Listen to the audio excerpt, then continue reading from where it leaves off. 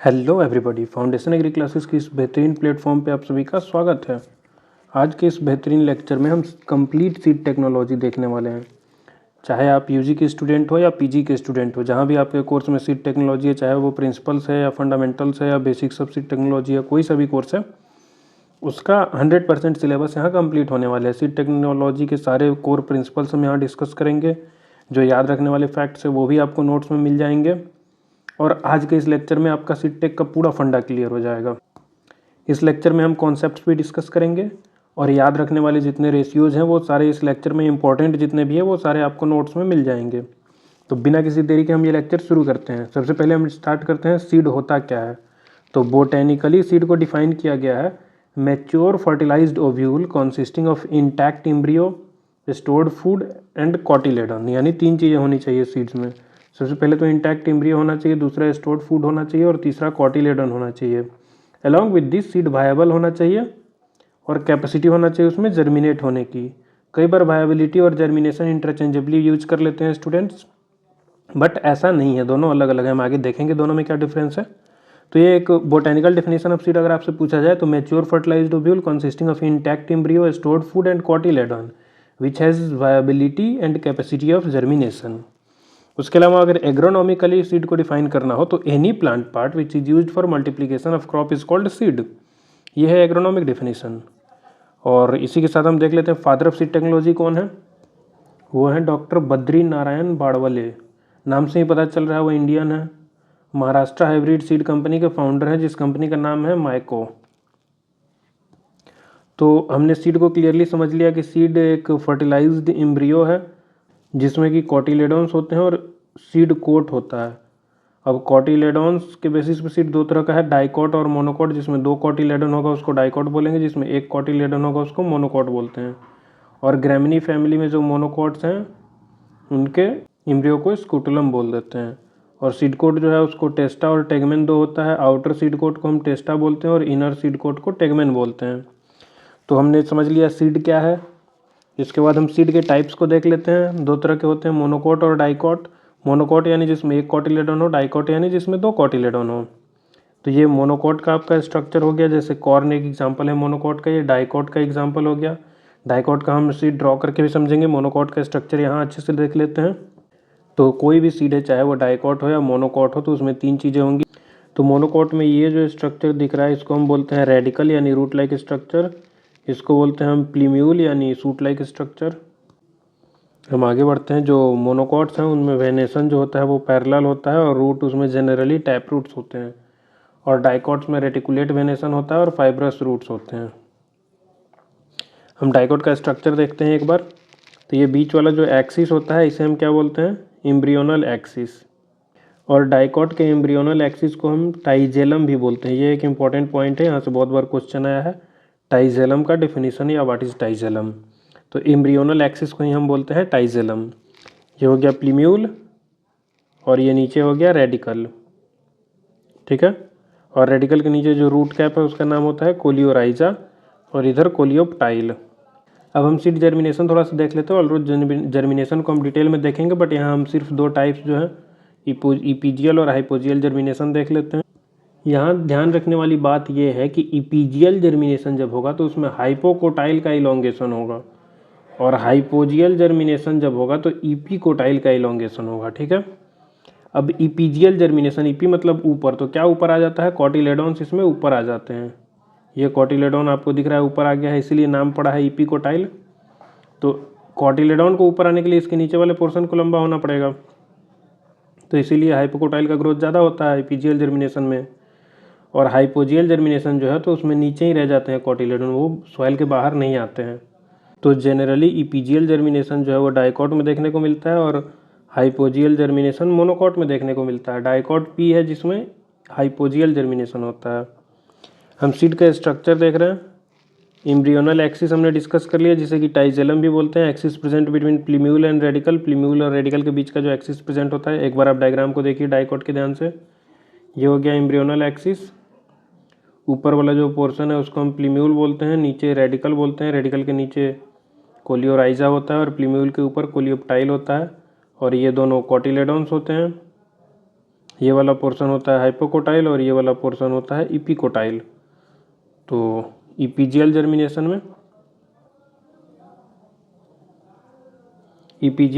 में hypocotyl grow होता है, हाइपोजियल जर्मिनेशन में इपिकोटाइल ग्रो होता है। ये बात आपको ध्यान रखना है। तो हमने एम्ब्रियोनल एक्सिस देख लिया, प्लीम्यूल क्या होता है, एम्ब्रियोनिक सूट होता है, रेडिकल क्या होता है, एम्ब्रियोनिक रूट होता है, हमने बहुत बार डिस्कस कर लिया। इपिकोटाइल हाइपोकोटाइल भी हमने समझ लिया। कोलियोप्टाइल जो है वो फोलियर स्ट्रक्चर होता है या फिर सीथ इनक्लोजिंग प्लीम्यूल को जो इनक्लोज कर रहा होता है उसको कोलियोप्टाइल बोलते हैं। और रेडिकल इनक्लोजिंग कोलियोराइजा मतलब रेडिकल को जो इनक्लोज कर रहा होता है वो कोलियोराइजा होता है। इनक्लोजिंग यहाँ गलत लिखा हुआ है, कोलियोराइजा नहीं, इनक्लोजिंग रेडिकल। ठीक है, हमने इस चीज़ को डायग्राम में भी देख लिया। ये रेडिकल जो है इसके ऊपर एक लेयर होता है कोलियोराइजा और जो प्लीम्यूल है उसके ऊपर एक लेयर होता है कोलियोप्टाइल। आगे हम देखते हैं जर्मिनेशन हमने देख लिया इपीजियल और हाइपोजियल जर्मिनेशन। तो इपीजियल जर्मिनेशन जो होता है उसमें कॉटिलेडॉन जो है सॉइल के सरफेस पे या फिर सॉइल के बाहर आ जाता है, उसको हम बोलते हैं इपीजियल। नाम ही इसलिए इपी मतलब ऊपर, कॉटिलेडॉन ऊपर आ जा रहा है। हाइपोजियल जर्मिनेशन में remain below the soil, soil surface के नीचे ही रहता है कॉटिलेडॉन, तो इसलिए उसको हाइपोजियल जर्मिनेशन बोलते हैं। इपीजियल जर्मिनेशन जो है वो हाइपोकोटाइल के ज़्यादा ग्रोथ होने की वजह से होता है और हाइपोजियल जर्मिनेशन जो है वो इपिकोटाइल के ज़्यादा ग्रोथ होने की वजह से होता है। बहुत बार हमने डिस्कस किया है इसको। डाइकॉट्स में होता है इपीजियल और मोनोकॉट्स में होता है हाइपोजियल। अगर आप अल्फ़ाबेटिकली देखें तो डी के बाद ई आता है, तो डाइकॉट में इपीजियल होता है, तो बच गया मोनोकॉट, मोनोकॉट में हाइपोजियल हो जाता है। एग्जाम्पल बहुत इंपॉर्टेंट है यहाँ पे। इपीजियल जर्मिनेशन जो है वो एक मोनोकोट एग्जाम्पल है ओनियन जिसमें इपीजियल होता है, बाकी cotton, papaya, castor, cucurbits, French bean, tomato, mustard, sunflower, tamarind, ये सारे डाइकॉट्स हैं और इनमें इपीजियल जर्मिनेशन होता है। हाइपोजियल मोनोकॉट में होता है जैसे मेज, राइस, व्हीट, कोकोनट। लेकिन कुछ डाइकॉट्स में भी होता है हाइपोजियल जर्मिनेशन जैसे ग्राम, पी, ग्राउंडनट, मैंगो। आगे हम सीड से ही रिलेटेड एक और क्लासिफिकेशन देख लेते हैं। सीड दो तरह के होते हैं on the basis of presence और एब्सेंस ऑफ इंडोस्पर्म। तो इंडोस्पर्मिक सीड और नॉन इंडोस्पर्मिक सीड। इंडोस्पर्मिक को एल्बुमिनस भी बोलते हैं और नॉन इंडोस्पर्मिक को नॉन एल्बुमिनस या फिर एक्स एल्बुमिनस, क्योंकि पहले उसमें एल्बुमिन यानी कि इंडोस्पर्म था बट ड्यूरिंग इट्स डेवलपमेंट वो इंडोस्पर्म कंज्यूम हो जाता है, तो एक्स एल्बुमिनस बोलते हैं। इसमें जो इंडोस्पर्मिक सीड है उसमें रेसिडुअल इंडोस्पर्म बचा रहता है, बट एक्स एल्बुमिनस या फिर नॉन एल्बुमिनस या फिर नॉन इंडोस्पर्मिक में इंडोस्पर्म नहीं होता है, डेवलपमेंट के स्टेज में ख़त्म हो जाता है। यहाँ भी इंपॉर्टेंट है, एग्जाम्पल ही याद रखना। मोस्ट ऑफ दी मोनोकॉट्स में इंडोस्पर्मिक होता है जैसे wheat, barley, rice, maize, coconut, इसमें इंडोस्पर्म प्रेजेंट होता है। कुछ डाइकॉट्स जैसे कि केस्टर, सनफ्लावर, पपाया और कॉटन, इसमें भी इंडोस्पर्म प्रेजेंट होता है। लेकिन most of the dicots non endospermic होते हैं जैसे pea, bean, gram, groundnut, tamarind, capsella. यहाँ कैप्सेला के लिए एक वर्ड यूज होता है टिपिकल डाइकॉट, ये भी याद रखना है, अगर टिपिकल क्वेश्चन बनाया तो आ जाएगा एग्जाम में। मोस्ट ऑफ द डाइकॉट्स में तो नॉन इंडोस्पर्मिक होता है, बट कुछ मोनोकॉट्स भी होते हैं जो कि नॉन इंडोस्पर्मिक होते हैं। पैथोज जिसे हम मनी प्लांट बोलते हैं, वेलिस्नेरिया, एलिस्मा और एमरोफेलस, ये सब नॉन इंडोस्पर्मिक होते हैं। आगे अब हम कुछ हिस्टोरिकल पॉइंट्स देखेंगे और ये स्लाइड आपके लिए VVI है, बहुत ज़्यादा इंपॉर्टेंट है। चाहे आप ऑब्जेक्टिव एग्जाम दे या सब्जेक्टिव एग्जाम दे, ये चीज़ें आपको पता होनी ही चाहिए। तो सबसे पहला पॉइंट तो ये आता है कि सीड को जो है वो इसेंशियल कमोडिटी मतलब डिक्लेयर किया गया था। सीड को हमने क्या बोला, इसेंशियल कमोडिटी बोला, क्योंकि सीड नहीं होगा तो फूड नहीं होगा, फूड नहीं होगा तो हम नहीं होंगे, इसीलिए सीड को एक इसेंशियल कमोडिटी कंसिडर किया गया है। और ये कब किया गया, इसेंशियल कमोडिटी एक्ट 1955, ये एक इंपॉर्टेंट पॉइंट है। इसेंशियल कमोडिटी एक्ट 1955 में इसको एक इसेंशियल कमोडिटी की तरह ट्रीट किया गया। NSC, national seed corporation, establish हुआ है 1963 में और उसका हेडक्वार्टर है न्यू दिल्ली में। नेशनल सीड एक्ट जो है वो पास या फिर इनैक्ट हुआ है 1966 में और इम्प्लीमेंट या फिर इन्फोर्स्ड या फिर केम इनटू एक्शन आया 1969 में। यहाँ जनरली कन्फ्यूज़न होता है, तो अगर पास या इनएक्टेड पूछे तो 66 और केम इनटू फोर्स या फिर स्टार्ट कब से हुआ तो 69 से। सीड रूल जो है वो नोटिफाई हुआ था 68 में और इम्प्लीमेंट किया गया 69 में। और नेशनल सीड प्रोजेक्ट जो है वो 1976 में आया था। RSSCL, Rajasthan state seed corporation limited, इसको इस्टेब्लिश किया गया है 1978 में।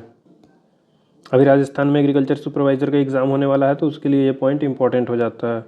RSSCL कब इस्टेब्लिश हुआ है? 1978 में। AICRP NSP पे कब स्टार्ट किया गया था? 79-80 के टाइम पे। सीड कंट्रोल ऑर्डर 1983 में आया है और न्यू सीड पॉलिसी 1988 में आया है। नेशनल सीड पॉलिसी 2002 में। यहाँ भी कन्फ्यूज़न होता है, अगर न्यू सीड पॉलिसी पूछ रहा है तो वह 1998 में आया, पहले ही आ गया था, और नेशनल सीड पॉलिसी 2002 में आया। हिस्ट्री से रिलेटेड कुछ और फैक्ट्स हम डिस्कस करेंगे आगे, जो भी टॉपिक आते जाएंगे उसमें। PPV and FR act, PVP and FR, इसका फुल फॉर्म होता है plant variety protection and farmers rights. ये दोनों टर्म इंटरचेंजेबली यूज किए जाते हैं। मॉडर्न तो यही है PPV FR, but PVP FR भी बहुत बार आ जाता है क्वेश्चन में। तो PVP FR का फुल फॉर्म क्या हो जाएगा? प्लांट वेराइटी प्रोटेक्शन, और PPV में प्रोटेक्शन ऑफ प्लांट वेराइटी, बाकी तो सेम है, एंड फार्मर्स राइट्स। तो PPV FR ऑथोरिटी कब आया है? 2005 में, और एक्ट कब आया था? 2001 में। सीड बिल, यह रिप्लेस कर दिया था नेशनल सीड एक्ट को 2004 में, और इम्प्लीमेंट किया गया 2004 में। सीड बिल इम्प्लीमेंट हुआ 2005 में। हमने सीड के बारे में तो अच्छे से समझ लिया, उससे रिलेटेड हिस्ट्री भी देख ली, रूल्स भी देख लिए। अब हम देखते हैं क्वालिटी सीड क्या होती है। आगे हम देखेंगे क्वालिटी सीड प्रोडक्शन। तो क्वालिटी सीड या फिर इम्प्रूव्ड सीड किसको बोलते हैं? Seed of released and popular variety which is developed by specific breeding method. किसी भी रिलीज्ड या पॉपुलर वेराइटी का कोई सीड जो कि स्पेसिफिक ब्रीडिंग मेथड का यूज़ करके डेवलप किया गया हो, उसी को क्वालिटी सीड बोलते हैं। क्वालिटी सीड के कुछ पैरामीटर्स भी होते हैं, वो हम आगे डिस्कस करेंगे। बट क्वालिटी सीड और वेराइटी में क्या डिफरेंस है? तो वेराइटी जो होता है वो जीनोटाइप होता है, जो कि रिलीज किया जाता है कल्टीवेशन के लिए, चाहे वो स्टेट वेराइटी रिलीजिंग कमेटी से हो या फिर सेंट्रल वेराइटी रिलीजिंग कमेटी से हो।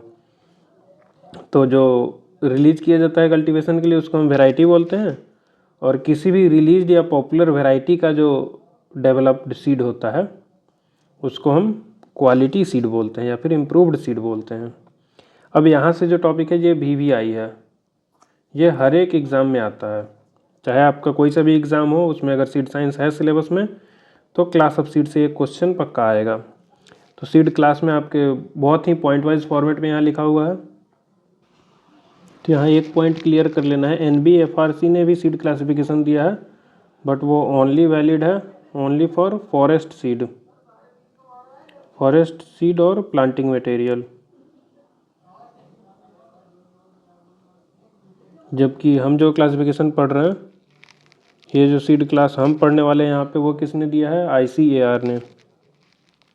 ICAR प्लस सीड एक्ट जो थे, ICAR ने seed act 1966 plus seed rule 1968, इन दोनों के बेसिस पे ये सारे क्लासिफिकेशंस दिए हैं जो हम यहाँ डिस्कस करने वाले हैं। तो सीक्वेंस यही है, सबसे पहले न्यूक्लियस सीड, फिर breeder seed, foundation seed, registered और सर्टिफाइड सीड। अब यहाँ आपको क्या देखना है कि ये nucleus, breeder, foundation, registered, certified, यही बन रहा है NBFRC। इसीलिए मैंने थोड़ा सा NBFRC के बारे में भी बता दिया। तो यहाँ से आपको NBFRC भी याद रह जाएगा और उससे आपको ये सीक्वेंस वाइज मैनर में भी याद रह जाएगा। तो न्यूक्लियस, ये सीक्वेंस इसलिए ज़रूरी है कि न्यूक्लियस से बनता है ब्रीडर, ब्रीडर से बनता है फाउंडेशन, फाउंडेशन से रजिस्टर्ड, या फिर फाउंडेशन से ही सर्टिफाइड बनता है। जैसे रजिस्टर्ड सीड जो है वो इंडिया में ओमिटेड है, इंडिया में इसको हम यूज़ नहीं करते हैं। तो इंडिया में न्यूक्लियस सीड होता है, ब्रीडर सीड होता है, फाउंडेशन सीड होता है और सर्टिफाइड सीड होता है। उसके बाद कुछ कुछ ट्रूथफुली लेवल्ड सीड भी बनाती हैं कंपनियाँ। तो इन सारे क्लासेस के लिए आपको कुछ पैरामीटर्स याद होने चाहिए जो हम नीचे टेबल में डिस्कस कर रहे हैं, बट उससे पहले थोड़ा सा यहाँ देख लेते हैं। टैग कलर, जैसे न्यूक्लियस सीड है तो ये तो ब्रीडर बना रहा है और बहुत ही कम क्वांटिटी में बना रहा है, तो इसमें टैग की ज़रूरत ही नहीं है। तो ब्रीडर सीड का जो टैग कलर होता है वो होता है गोल्डन येलो कलर का या फिर बफ कलर का होता है, और टैग साइज़ होता है 12x6। ये थोड़ा अलग है, 12x6 है, बाकी सब आपको दिख रहा होगा 15x7.5 है। तो ब्रीडर सीड का टैग कलर हो गया गोल्डन येलो, फाउंडेशन सीड का टैग कलर हो गया वाइट कलर का, रजिस्टर्ड सीड जो कि इंडिया में नहीं ग्रो किया जाता है उसका टैग कलर है पर्पल कलर का, और सर्टिफाइड सीड का टैग कलर है एजर ब्लू कलर का। कई बार ब्लू भी देखने मिलता है, बट प्रिसाइजली हम बोले तो एजर ब्लू कलर का। ब्लू में भी एक शेड होता है, वो होता है एजर ब्लू कलर का। आगे हम इमेज भी दिखाएंगे आपको। तो आपको टैग कलर तो याद होगा ही ऑलरेडी, आपको टैग साइज़ भी याद रखना है। जैसे ब्रीडर का हो गया 12x6 सेंटीमीटर, ये सारे डाटा सेंटीमीटर में लिखे हुए हैं। All data mention here are in centimetre. 12 into 6 centimetre. Foundation seed का हो गया 15 इंटू 7.5 सेंटीमीटर। रजिस्टर्ड सीड का भी 15 इंटू 7.5 सेंटीमीटर। सर्टिफाइड सीड का भी 15 इंटू 7.5 सेंटीमीटर। यहाँ आता है एक ट्रूथफुली लेबल्ड, इसका टैग कलर होता है ओपेल ग्रीन। तो ट्रूथफुली लेबल्ड में क्या ध्यान रखना है कि सर्टिफिकेशन कंपलसरी नहीं है, नॉट कंपलसरी, बट सेल करना है तो इस पर एक लेबल तो होना ही चाहिए जिसमें हमको पता चले कि इसकी जेनेटिक प्योरिटी क्या है, फिजिकल प्योरिटी क्या है, जर्मिनेशन परसेंटेज, मॉइस्चर कंटेंट या फिर अदर डिटेल्स जो भी एक फार्मर को जानना होता है। तो वो एक टैग बना के इस पर लगाना ही होता है। तो वो टैग का कलर क्या होगा, ओपेल ग्रीन, और उसका साइज़ क्या होगा 15 इंटू 10 सेंटीमीटर। और जो भी कंपनी इस ट्रूथफुली लेबल्ड सीड को बनाएगी वो कंपनी ही लायबल होती है उस सीड से रिलेटेड कोई भी दिक्कत हुई तो। अब हम देख लेते हैं एक बार पार्टिकुलर्स, जैसे डिफिनीशन हम देखते हैं, न्यूक्लियस, फाउंडेशन, ब्रीडर। यहाँ याद रखना है कि फाउंडेशन सीड जो है उसको हम मदर सीड भी बोलते हैं। अब इसका कोई एग्जैक्ट रीज़न तो मेंशन नहीं है, बट ऐसा हम बोल सकते हैं कि फार्मर्स को दिया जाता है सर्टिफाइड सीड, और सर्टिफाइड सीड आ रहा है किससे, फाउंडेशन से, तो इसलिए हम फाउंडेशन को मदर सीड बोल दे रहे हैं। न्यूक्लियस सीड का डिफिनीशन क्या होता है, initial seed of any improved variety. उसके बाद आपको सारे डिफिनीशन बिल्कुल क्लियर है। जैसे ब्रीडर सीड है तो इसको हम बोल सकते हैं progeny of nucleus seed. Foundation seed जो है तो वो प्रोजनी हो जाएगा ब्रीडर सीड का। सर्टिफाइड जो है वो प्रोजनी हो जाएगा रजिस्टर्ड सीड का। अगर हम नॉर्मली बात करें, अगर इंडिया में बात करें तो प्रोजनी ऑफ फाउंडेशन सीड का। ये प्रोड्यूस्ड बाई, तो न्यूक्लियस सीड जो है वो ओरिजिनल प्लांट ब्रीडर ही बनाता है। ब्रीडर सीड भी नाम से ही पता चल रहा है वो भी ओरिजिनल प्लांट ब्रीडर ही बनाता है या फिर स्पॉन्सर्ड प्लांट ब्रीडर बनाता है। फाउंडेशन सीड या फिर मदर सीड जो है वो एनएससी यानी नेशनल सीड कॉर्पोरेशन बनाता है। और सर्टिफाइड सीड जो कि हम फार्मर्स को देने वाले हैं वो स्टेट सीड कॉर्पोरेशन की रिस्पॉन्सिबिलिटी होती है। अब न्यूक्लियस सीड में तो जेनेटिक प्योरिटी और फिजिकल प्योरिटी दोनों ही 100% होगी, क्योंकि ये तो इनिशियल सीड है कोई भी इम्प्रूव्ड वैरायटी का, तो इसमें तो फुल प्योरिटी होनी ही चाहिए। ब्रीडर सीड भी ब्रीडर ही बना रहा है तो उसमें भी प्योरिटी 100% होगी, चाहे वो जेनेटिक प्योरिटी हो चाहे फिजिकल प्योरिटी हो।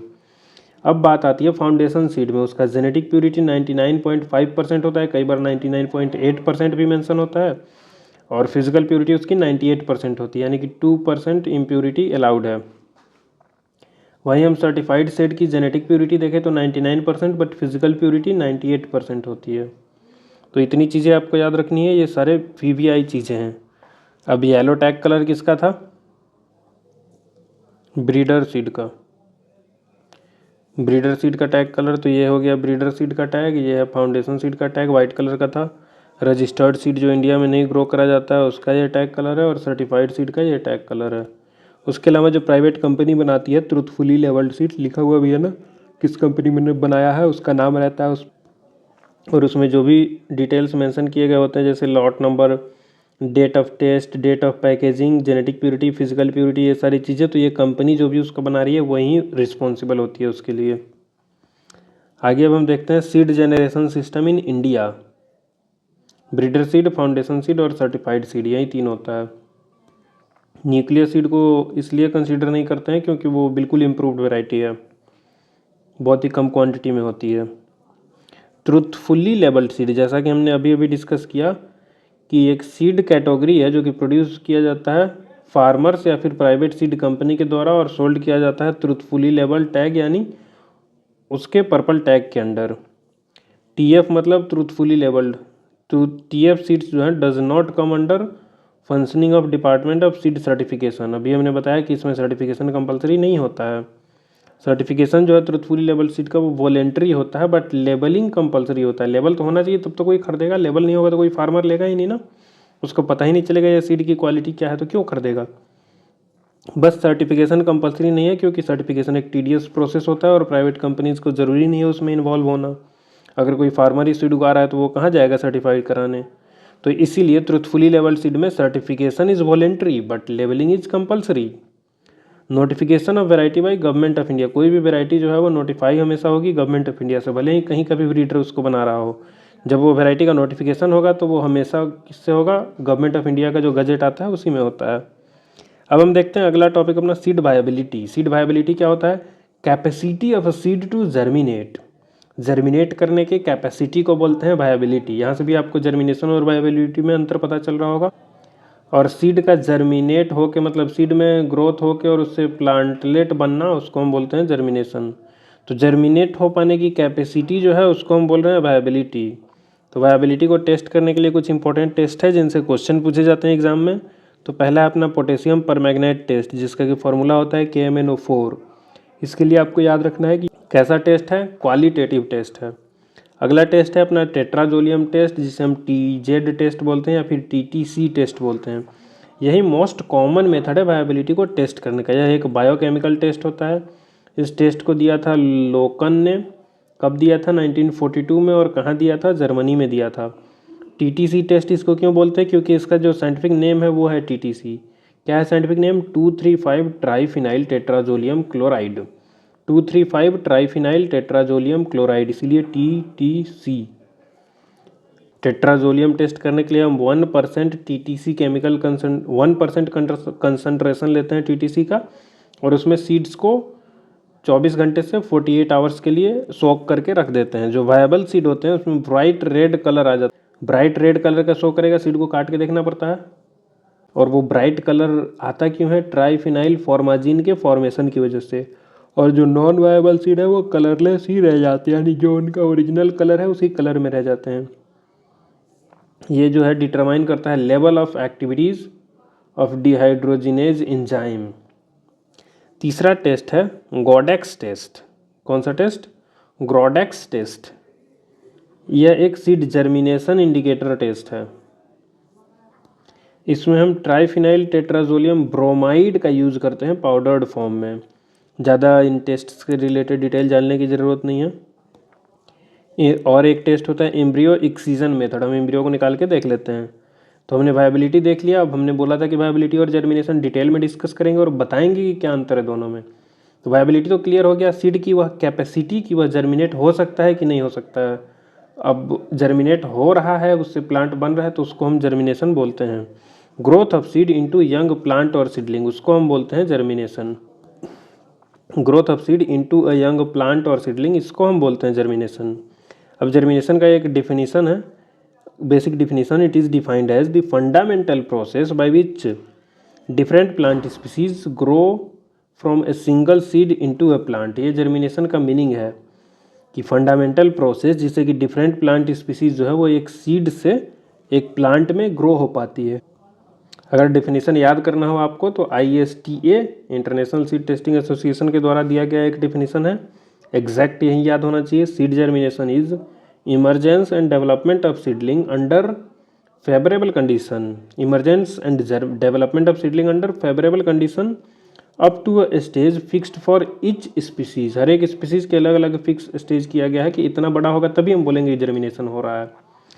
Where the essential structures necessary for growth and visible and function, जो भी इसेंशियल स्ट्रक्चर है वो विजिबल हो और फंक्शनल हो जाए।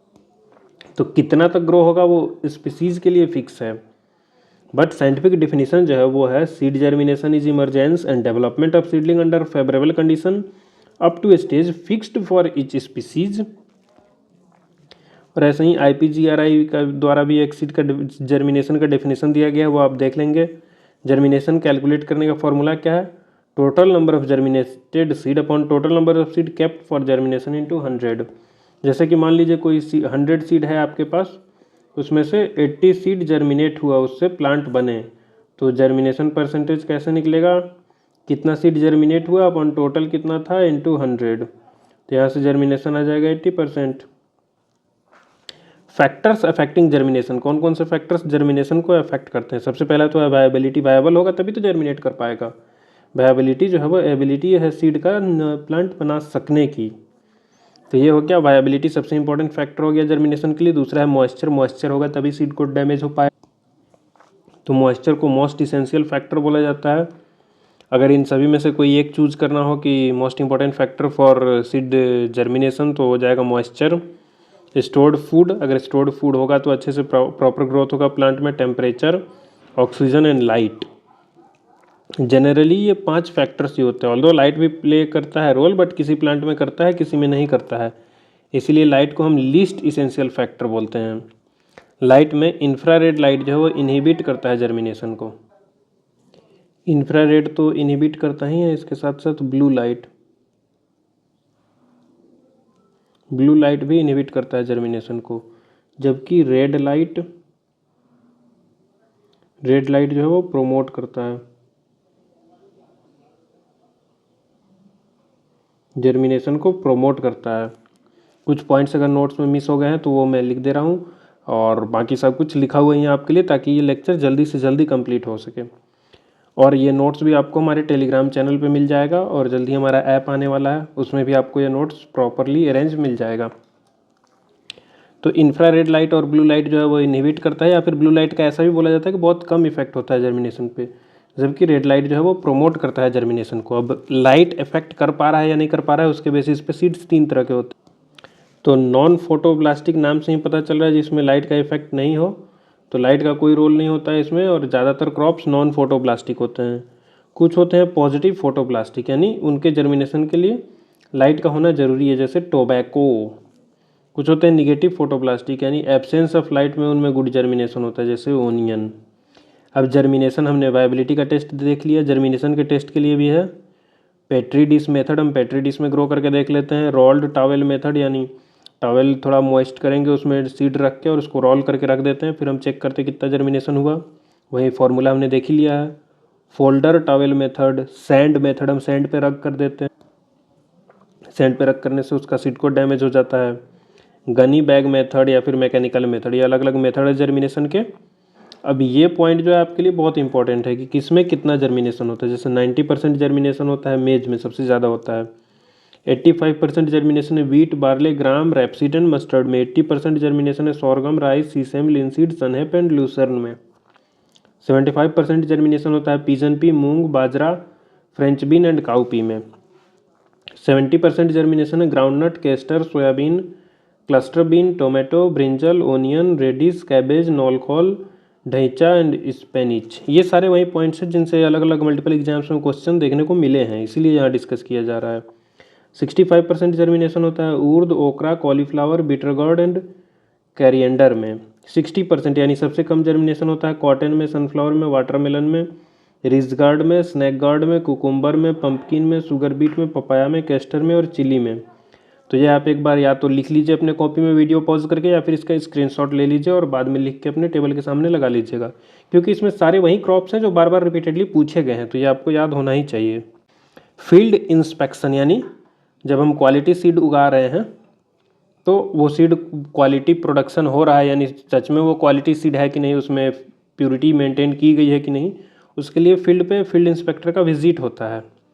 तो अगर तो कॉटन और मेज है तो 2 बार विजिट होगा, सोरगम और बाजरा है तो 3 बार विजिट होगा, और जनरली अगर हम हाइब्रिड सीड प्रोडक्शन कर रहे हैं तो 4 बार विजिट होता है। उसमें भी स्पेशली कॉटन, मेज, सोरगम और बाजरा का अगर हाइब्रिड सीड प्रोडक्शन हो रहा है तो 4 बार विजिट होता है। अगर सेल्फ पॉलिनेटेड क्रॉप है तो जनरली 2 बार विजिट होता है, क्रॉस पॉलिनेटेड क्रॉप है तो 3 बार विजिट होता है, और अगर हाइब्रिड सीड प्रोडक्शन कर रहे हैं तो 4 बार होता है। अब हम देखते हैं वेराइटल डेवलपमेंट क्या होता है। सीड से रिलेटेड बेसिक चीज़ें हमने समझ ली, अब हम देखते हैं वेराइटल डेवलपमेंट। तो हम वेराइटल डेवलपमेंट के देख लेते हैं एक एक करके। वेराइटल डेवलपमेंट एक सिस्टमैटिक प्रोसेस होता है क्रिएट करने का, सेलेक्ट करने का, एवेल्युएट करने का, टेस्ट करने का और फिर रिलीज करने का genetically superior stable uniform plant genotype with improved yield, quality, resistance trait for commercial cultivation. यानी यह एक सिस्टमैटिक प्रोसेस है जिससे कि हम सुपीरियर जीनोटाइप्स को रिलीज करते हैं, जिसका भी कि यील्ड और क्वालिटी और अदर पैरामीटर्स अच्छे होते हैं। तो ऑब्जेक्टिव क्या है वेराइटल, कोई भी वेराइटी डेवलप करने का, कि उसका यील्ड ज़्यादा हो, उसमें क्वालिटी ट्रेट्स ज़्यादा अच्छे रहें, उसमें रेसिस्टेंस हो डिफरेंट डिजीज एंड पेस्ट के लिए, वो एबायोटिक स्ट्रेस को टॉलरेट कर सके, इनपुट यूज इफिशियंसी उसकी ज़्यादा हो, और क्लाइमेट रेजिलिएंट वैरायटी हो, वो लोकल स्पेसिफिक हो, यानी जो भी लोकेशन में उसको ग्रो करे वहाँ वो अच्छे से डेवलप हो पाए। तो उसका मतलब ये तो ऑब्जेक्टिव हो गया। उसके बाद हम स्टेप्स देख लेते हैं थोड़ा सा बिल्कुल कि कैसे डेवलप करते हैं। तो सबसे पहला स्टेप होता है जर्मप्लाज्म कलेक्शन एंड इवेल्युएशन। हम डिफरेंट जर्मप्लाज्म्स, ये हमने देख लिया ऑलरेडी जेनेटिक्स में, land races, wild relatives, elite lines, exotic germplasm, breeding का भी अभी लेक्चर अपलोड हुआ है, उसमें भी हमने इन सभी को टर्म को डिस्कस किया है। तो सबसे पहले हम ये सारे जर्म प्लाज्म को कलेक्ट करते हैं, फिर उनका इवेल्युएशन करते हैं। दूसरा स्टेप होता है उनके इवेल्युएशन के बाद हम पेरेंट को सेलेक्ट करते हैं। कंप्लीमेंट्री ट्रेट्स होते हैं पेरेंट्स में, हाई कंबाइनिंग एबिलिटी होती है, general combining ability, specific combining ability, दोनों देखते हैं। पेरेंट जेनेटिकली डाइवर्स होते हैं, तो 2 मेथड्स होते हैं पेरेंट के सिलेक्शन के। फिर तीसरा स्टेप होता है पेरेंट सिलेक्शन के बाद हम हाइब्रिडाइजेशन करते हैं। 3 तरह का हो सकता है, इंटर वेराइटल या फिर इंटर स्पेसिफिक या फिर इंटर जेनेरिक। हाइब्रिडाइजेशन करने के बाद हम सेलेक्ट करते हैं सुपीरियर रिकॉम्बिनेंट्स को, जो भी हाइब्रिड्स बने उनमें से सुपीरियर कौन है। और यह सिलेक्शन जो है वो डिपेंड करता है कौन सा ब्रीडिंग मेथड यूज़ किया है उस पर। सेल्फ पॉलिनेटेड क्रॉप्स में हम पेडिग्री, बल्क या फिर सिंगल सीड डिसेंडेंट यूज़ करते हैं। क्रॉस पॉलिनेटेड में जनरली मास सिलेक्शन यूज़ किया जाता है या फिर रिकरेंट सिलेक्शन भी यूज़ किया जाता है। वेजिटेटिवली प्रोपेगेटेड में क्लोनल सिलेक्शन यूज़ करते हैं। हम पेरेंट्स को सेलेक्ट कर लेते हैं जो प्रोजेनी सुपीरियर है, फिर उसको स्टेबलाइज करते हैं, हम फिक्स करते हैं उस कैरेक्टर को। ये कराते हैं हम सेल्फिंग, सिलेक्शन एंड इनब्रीडिंग के थ्रू। और स्टेबलाइज कराने पे हमको genetically uniform and stable lines मिल जाते हैं। यूनिफॉर्म और स्टेबल लाइन्स मिलने के बाद हम उनका प्राइमरी यील्ड ट्रायल करते हैं। जो भी चेक वैरायटी उस एरिया में अवेलेबल होगा, चेक वैरायटी यानी कि ऐसा वैरायटी जो उस एरिया में बेटर परफॉर्म कर रहा हो, तो उससे उसको कंपेयर करते हैं 1-2 साल। फिर एडवांस्ड यील्ड ट्रायल, जो कि हम मल्टी लोकेशन ट्रायल भी बोलते हैं, 3 साल के लिए हम मल्टी लोकेशन ट्रायल लगाते हैं उसका। और मल्टी लोकेशन ट्रायल जो लगाते हैं तो वो AICRP के अंडर लगाया जाता है, all India coordinated research project में। उसमें हम लोकेशन के बेसिस पे अलग अलग सीज़न पे और अलग अलग ईयर्स में एनालिसिस करते हैं। जनरली ये 2 से 3 साल के लिए किया जाता है। और इन सारे प्रोसेस को करने के बाद एक वैरायटी रिलीज होती है और फिर गवर्नमेंट ऑफ इंडिया के गजट के द्वारा उसको नोटिफाई किया जाता है। इवेल्युएटेड बाय सेंट्रल सब committee on crop standards, notification and release of variety. और वैरायटी रिलीज जो हो जाती है उसको नोटिफाई किया जाता है गजट ऑफ इंडिया। फिर ये नोटिफाई होने के बाद ब्रीडर उसका सीड मल्टीप्लिकेशन करता है, यानी कि अभी हमने देखा न्यूक्लियस, ब्रीडर, फाउंडेशन और सर्टिफाइड। तो ये तो ब्रीडर बना रहा है बहुत कम अमाउंट में। उसके बाद ब्रीडर सीड, फाउंडेशन सीड और certified seed, seed multiplication system में ये 3 आते हैं। तो यहाँ आपने समझ लिया वैराइटल डेवलपमेंट, यानी वैरायटी का डेवलपमेंट कैसे करते हैं। तो अब एक इंपॉर्टेंट टर्म आता है वैराइटल डिटोरियोरेशन। सिलेबस में वैराइटल डेवलपमेंट हो सकता है ना हो, इसीलिए हमने उसको शॉर्ट में डिस्कस किया, बट डिटोरियोरेशन से क्वेश्चंस आते हैं बहुत बार। तो पहले वैरायटी डेवलप हम कर कैसे रहे वो समझेंगे, तब तो हमको समझ में आएगा कि उसमें क्या नुकसान हुआ है, क्या दिक्कत हुआ है। इतना मेहनत करके हम जो जेनेटिकली सुपीरियर वैरायटी बनाए हैं, उस सुपीरियर वैरायटी में अगर परमानेंट रिडक्शन हो जाता है जेनेटिक वैल्यू या फिर एग्रोनॉमिक वैल्यू का, तो उसी को हम बोलते हैं वैराइटल डिटोरियोरेशन। यहाँ परमानेंट वर्ड इंपॉर्टेंट है, permanent reduction in genetic value और agronomic value of a variety. तो ये डिटोरियोरेशन के कॉज क्या क्या हो सकते हैं, 2 होता है, जेनेटिक कॉज भी हो सकता है, नॉन जेनेटिक कॉज भी हो सकता है। जेनेटिक कॉज में क्या क्या आता है, natural out crossing, spontaneous mutation, residual variability and adaptive changes. इन सबसे जेनेटिक चेंज आ जाता है। इसमें नेचुरल आउट क्रॉसिंग और स्पॉन्टेनियस म्यूटेशन मोर कॉमन है। नॉन जेनेटिक फैक्टर्स भी हैं, जैसे कि मैकेनिकल मिक्सचर हो जाना, एक ही मशीन से हम 2 अलग अलग वैरायटी को हार्वेस्ट किए तो उनके सीड्स में मिक्सिंग हो जाती है। डिजीज़ इन्फेस्टेशन की वजह से भी वैरायटी डिटोरियोरेट होती है। एडवर्स एग्रो क्लाइमेटिक कंडीशन, उस कंडीशन के लिए वो अडॉप्टेड ही नहीं था वैरायटी, वहाँ लगा दिए तब भी वैरायटी में डिटोरियोरेशन आता है। तो ये होता है वैराइटल डिटोरियोरेशन, और ये कॉज होते हैं वैराइटल डिटोरियोरेशन के। ये बहुत ही इंपॉर्टेंट टॉपिक है, इससे बहुत बार क्वेश्चन आया है। अगला है अपना सीड टेस्टिंग। तो इससे एग्जैक्ट लाइन आपके दिमाग में होना चाहिए, evaluation of planting value of seed in terms of purity and germination. उसी को हम बोलते हैं सीड टेस्टिंग। यहाँ सीड के प्लांटिंग वैल्यू को हम इवेल्युएट करते हैं, और किस टर्म्स में, प्यूरिटी और जर्मिनेशन के टर्म्स में। और यह सीड टेस्टिंग यानी कि उसके प्लांटिंग वैल्यू का इवेल्युएशन जो है वो इसेंशियल होता है सीड सर्टिफिकेशन के लिए। सीड सर्टिफिकेशन की बात आती है, एक टर्म होता है सीड लॉट। सीड लॉट जो है एक स्पेसिफाइड क्वांटिटी ऑफ सीड होता है विच इज़ फिजिकली आइडेंटिफाइएबल। यानी सीड के बंडल्स, जैसे आप देखते हैं ना किसान भी सीड रखते हैं तो वो एक बोरी के ऊपर दूसरी बोरी को ओपन करके निकाल दें, तो ऐसा एक ढांचा बन जाता है सीड्स का। तो इसी को हम बोलते हैं सीड लॉट। या फिर वो अगर साइंटिफिक टर्म्स में बात करें तो स्पेसिफाइड क्वांटिटी होती है, मिनिमम उतना क्वांटिटी होना ही चाहिए किसी भी सीड का जिसे कि हम फिजिकली आइडेंटिफाई कर सके, ताकि उसमें से सीड सैंपल लिया जाए। और सैंपल लेने के लिए आपने मूवीज़ वगैरह में भी देखा होगा कि एक रॉड टाइप का इंस्ट्रूमेंट होता है, उसको हम सीड लॉट में अंदर इंजेक्ट करते हैं और उसको बाहर खींच लेते हैं, बिना बोरी फटे सीड निकल जाता है। उस इक्विपमेंट को हम बोलते हैं trier. Trier is a instrument which is use to take the seed sample. तो सीड सैंपलिंग के कुछ टाइप्स है, जैसे प्राइमरी सैंपल। प्राइमरी सैंपल क्या होता है? Small portion taken from A point in a seed lot.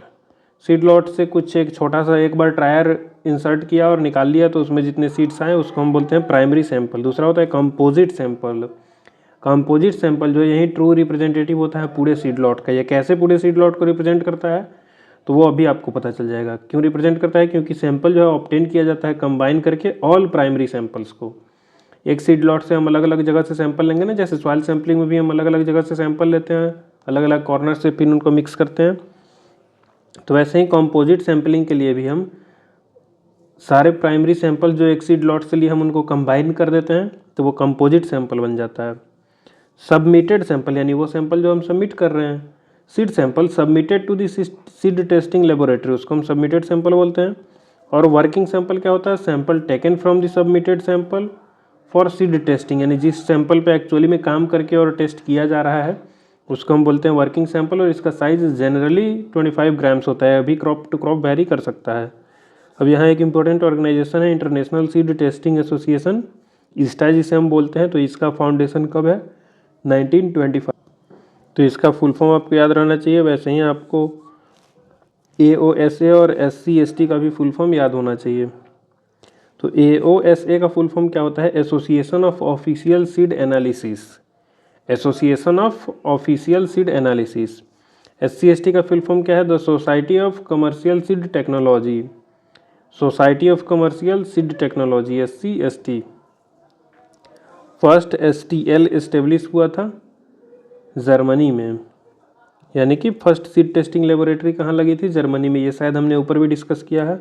और फादर ऑफ सीड टेक्नोलॉजी पता ही है आपको, अभी हमने डिस्कस किया इस लेक्चर के स्टार्टिंग में ही। तो यहाँ तक तो हमने देख लिया कि सीड क्या है, वैरायटी, क्वालिटी सीड क्या है, क्वालिटी सीड प्रोड्यूस कैसे होती है, उसके पैरामीटर्स जैसे कि वायबिलिटी और जर्मिनेशन क्या होता है। तो हम देख लेते हैं सीड डॉर्मेंसी क्या है। भाई जर्मिनेशन का उल्टा होता है, यानी कि सीड वायबल तो है। यहाँ भी क्लियर डिफरेंस दिख रहा है कि वायबिलिटी अलग होता है, जर्मिनेशन अलग होता है। किसी भी सीड की इनएबिलिटी, किसी भी सीड मतलब कि वायबल सीड की inability to germinate even under optimal या फिर favourable condition provided for the germination. यानी कि एक वायबल सीड वायबल है और उसको फेवरेबल इन्वायरमेंट भी मिल रहा है। एक वायबल सीड को हम फेवरेबल इन्वायरमेंट मिल दे रहे हैं, फिर भी वो अनेबल है जर्मिनेट कर पाने के, उसी को हम बोलते हैं सीड डॉर्मेंसी। तो अगर सीड डॉर्मेंट हो जाएगा तो उस डॉर्मेंसी को ब्रेक करना पड़ेगा। और यहाँ फिर बहुत इंपॉर्टेंट टर्म आते हैं, स्कैरिफिकेशन एंड स्ट्रेटिफिकेशन। स्कैरिफिकेशन क्या होता है? एनी फिजिकल और chemical treatment that weakens the seed coat, उसको हम बोलते हैं स्कैरिफिकेशन। जैसे एक इंपॉर्टेंट एग्जांपल हो जाता है KMNO3। KMNO3 का 1% सॉल्यूशन हम यूज़ करते हैं, इसको स्ट्रॉन्गेस्ट डॉर्मेंसी ब्रेकर बोला जाता है। HNO3 और KNO3 पैडी में यूज किया जाता है। थायोयूरिया जो है वो पोटैटो के डॉर्मेंसी को ब्रेक करने के लिए यूज किया जाता है। जिब्रेलिक एसिड और साइटोकाइनिन ये दो हार्मोन्स हैं जो कि डॉर्मेंसी को ब्रेक करने में यूज किए जाते हैं। एक्चुअली हार्मोन्स नहीं, प्रिसाइजली बोले तो ये प्लांट ग्रोथ रेगुलेटर्स हैं। आगे हम देखें तो स्ट्रेटिफिकेशन।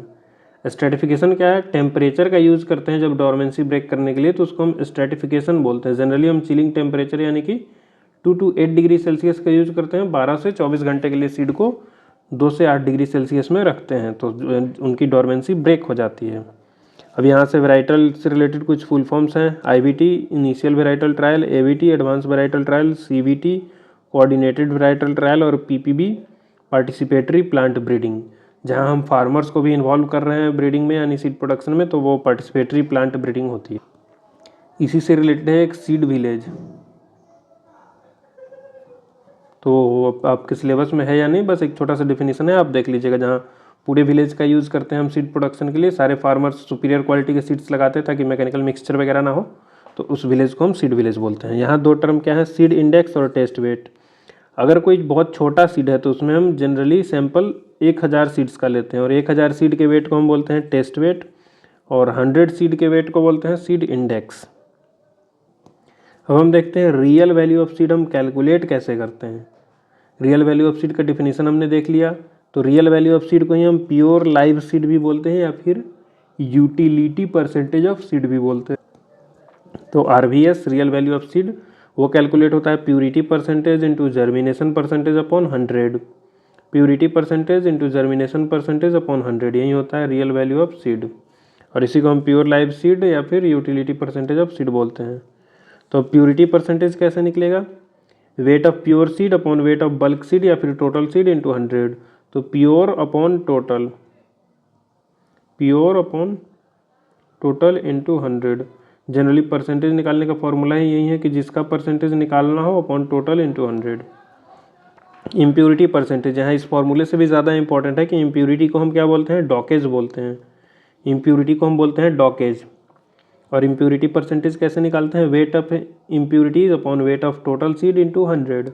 अगर प्योरिटी निकाल रहे हैं तो यहाँ प्योरिटी लिखेंगे weight of pure seed, pure upon total into 100। अगर इम्प्योरिटी निकालते हैं तो weight of impure upon total into 100। ठीक है, आगे हम देखते हैं अब सीड सर्टिफिकेशन। सीड सर्टिफिकेशन भी एक साइंटिफिक प्रोसेस है। It is a legal system which ensures production of high quality seed in terms of purity and germination। और सीड सर्टिफिकेशन करता कौन है, स्टेट सीड सर्टिफिकेशन एजेंसी या फिर नेशनल सीड कॉरपोरेशन। जनरली ये काम होता है स्टेट सीड सर्टिफिकेशन का एजेंसी का। अगर किसी रीजन से स्टेट सीड सर्टिफिकेशन एजेंसी नहीं कर पा रही है तब नेशनल सीड कॉरपोरेशन इन्वॉल्व होता है। तो अब सीड सर्टिफिकेशन में क्या क्या देखा जाता है, सबसे इंपॉर्टेंट तो है जेनेटिक प्यूरिटी देखा जाता है। जेनेटिक प्यूरिटी में क्या होता है कि absence of seed of other variety of same crop as well as seeds of other crops. उस सेम क्रॉप के अदर वेराइटी का भी सीड नहीं होना चाहिए या फिर किसी अदर क्रॉप का भी सीड नहीं होना चाहिए। इसको हम टेस्ट कैसे करते हैं, ग्रो आउट टेस्ट से, जिसे कि हम फील्ड प्लॉट टेस्ट भी बोलते हैं।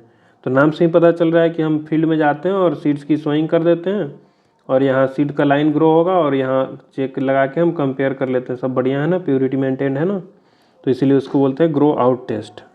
दूसरा होता है फिजिकल प्योरिटी। जेनेटिक प्योरिटी तो हमने देख लिया क्या है और कैसे चेक करते हैं। दूसरा फिजिकल प्योरिटी। फिजिकल प्योरिटी का क्या मतलब होता है, freedom from inert matter and defective seed. Inert matter तो कोई भी नॉन लिविंग मैटर हो, और डिफेक्टिव सीड में सीड अगर डिफेक्टिव है जो जर्मिनेट नहीं हो सकता है तो उसको भी हम फिजिकल प्योरिटी इम्प्योरिटी ही बोलते हैं। फिजिकल प्योरिटी में काउंट होता है, वो चेक करते हैं हम। इनर्ट मैटर क्या है, कोई भी नॉन लिविंग मैटर जैसे कि pebbles, straw, soil, dust particles etc। Defective seed क्या होता है, कोई भी नॉन वायबल सीड जिसमें वायबिलिटी नहीं है, या फिर अंडर डेवलप्ड सीड वो भी नॉन वायबल होगा, या फिर ब्रोकन सीड, ब्रोक हो गया तो वो भी जर्मिनेट नहीं होगा, या फिर इंसेक्ट से डैमेज किया हुआ सीड या फिर डिजीज इन्फेक्टेड सीड, तो उसको हम डिफेक्टिव सीड बोलते हैं। Physical purity of foundation and certified seeds, तो हमने ऑलरेडी टेबल में डिस्कस किया लेक्चर के स्टार्टिंग में कि मोस्ट ऑफ द क्रॉप्स के लिए फिजिकल प्योरिटी होता है 98%, सोयाबीन एंड सीसम के लिए 97% होता है, ग्राउंडनट एंड स्पिनच के लिए 96%, बट कैरोट के लिए सबसे कम होता है 95% होता है physical purity. Major steps in quality seed production. Quality seed production में मेजर स्टेप्स क्या क्या हैं, सबसे पहले तो हम अगर वो देखा था ना मैंने हाइब्रिड सीड प्रोडक्शन कर रहे थे तो 4 बार विजिट कर रहे थे, तो यही सब चीज़ें उसमें चेक करी जाती हैं। पैकेज एंड प्रैक्टिस, यानी जो भी एग्रोनॉमिक प्रैक्टिस है वो प्रॉपरली होना चाहिए। प्लांट प्रोटेक्शन मेजर्स का ध्यान रखना होता है, आइसोलेशन डिस्टेंस का ध्यान रखते हैं ताकि अनडिजायरेबल क्रॉसेस ना फॉर्म हो, और रॉगिंग का हम प्रॉपर ध्यान रखते हैं कि कोई और क्रॉप प्रेजेंट ना रहे जो कि अनडिजायरेबल पॉलिनेशन करा सके। अब सीड सर्टिफिकेशन के 5 फेजेस होते हैं, ये बहुत इंपॉर्टेंट है और इससे आपके अगर सेमेस्टर एग्जाम्स हैं तो सब्जेक्टिव क्वेश्चंस में डेफिनेटली पूछा जाता है। फेजेस क्या क्या है सीड सर्टिफिकेशन के, पहला फेज है verification of seed source. Seed आपका सोर्स क्या है, वो ऑथेंटिक सोर्स होना चाहिए, पहला स्टेप तो वही है। अगर ऑथेंटिक सोर्स से आपने नहीं लिया है सीड तो वहीं आपका रिजेक्ट हो जाएगा।